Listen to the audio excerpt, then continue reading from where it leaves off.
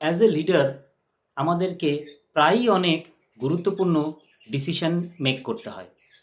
আর এই ডিসিশন মেকিংয়ের ক্ষেত্রে আমরা সবসময় আশা করি আমার এই ডিসিশনটি যেন সঠিক হয়।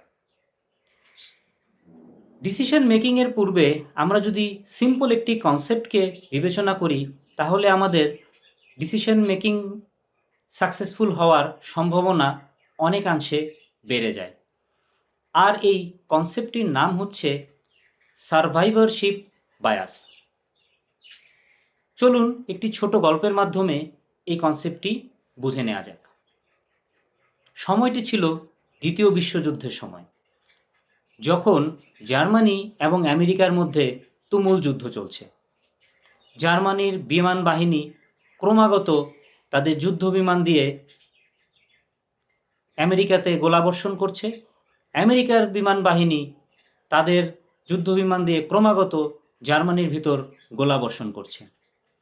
ঠিক সেই মুহূর্তে আমেরিকার বিমান বাহিনী হঠাৎ একসময় খেয়াল করলো এই গোলাবর্ষণ করতে গিয়ে তাদের অনেক বিমান জার্মানিতেই বিধ্বস্ত হয়ে যাচ্ছে এবং যাও বা ফেরত আসছে গোলাবর্ষণ করে সেই বিমানের বডিতে অসংখ্য গুলির চিহ্ন, যা প্রায় কোনো মতে ধুঁকতে ধুঁকতে তাদের সীমান্তে এসে ল্যান্ড করছে।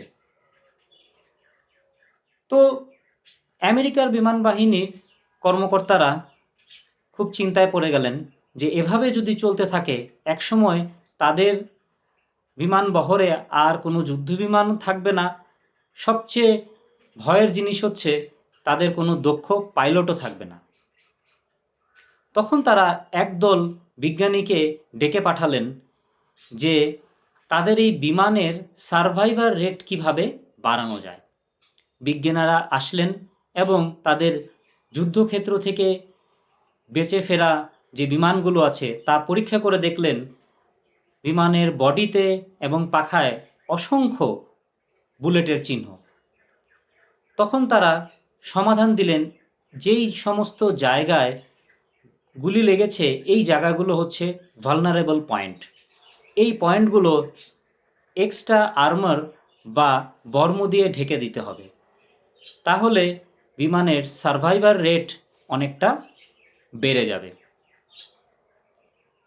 ঠিক সেই মুহূর্তে তাদের টিমে একজন ম্যাথমেটিশিয়ান ছিলেন যার নাম আলফ্রেড ওয়ার্ল্ড। উনি বললেন বিষয়টা আসলে ঠিক তার উল্টো। যেই বিমানগুলো ফেরত এসেছে সেই বিমানগুলো এই কারণেই ফেরত এসেছে যে তার বডিতে ভাইটাল যে পয়েন্টগুলো সেই পয়েন্টে গুলি লাগেনি।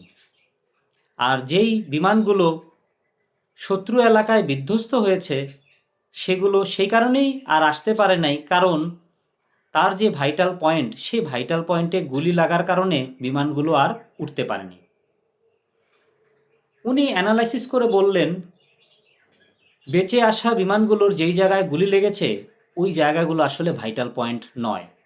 ভাইটাল পয়েন্ট হচ্ছে বেঁচে আসা বিমানগুলোর যেই জায়গায় গুলি লাগেনি সেগুলোই মূলত সবচেয়ে vital point for survivor.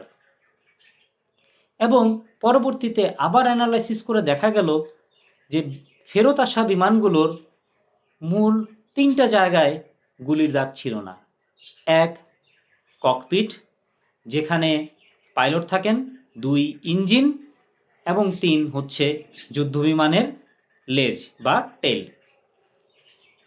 Then world সাহেবের সলিউশন অনুযায়ী আমেরিকান বিমান বাহিনী কর্তৃপক্ষ তাদের বিমানগুলোতে এই 3 জায়গায় আর্মার স্থাপন করে, যা পরবর্তীতে যুদ্ধক্ষেত্রের মোড় ঘুরিয়ে দেয় এবং হাজার হাজার জীবন বাঁচায়। এই কনসেপ্টকেই বলা হচ্ছে survivorship bias. As a leader decision মেকিংয়ের ক্ষেত্রে আমাদের কাছে অনেক ভিজিবল ডাটা থাকবে। আমরা যদি শুধুমাত্র এই যুদ্ধ বিমানের যেখানে গুলি লেগেছে যেই প্লেনগুলো ফেরত এসেছে সেগুলো অ্যানালাইসিস করে ডিসিশন তারা নিত, তাহলে ডিসিশনটা ভুল হতো। তেমনি আমরাও যদি আমাদের হাতে যেই ডাটাগুলো আছে সেই ডাটা নিয়ে ডিসিশন নেই, তাহলে ভুল হওয়ার সম্ভাবনা অনেকাংশে বেড়ে যায়। এই কনসেপ্ট বলছে ডিসিশন মেকিংয়ের পূর্বে ভিজিবল ডাটাকে যেরকম কনসিডার করতে হবে, ইনভিজিবল ডাটাকেও সমান গুরুত্ব দিয়ে কনসিডার করতে হবে। তবেই আমরা গুরুত্বপূর্ণ ডিসিশন সঠিকভাবে নিতে পারবো।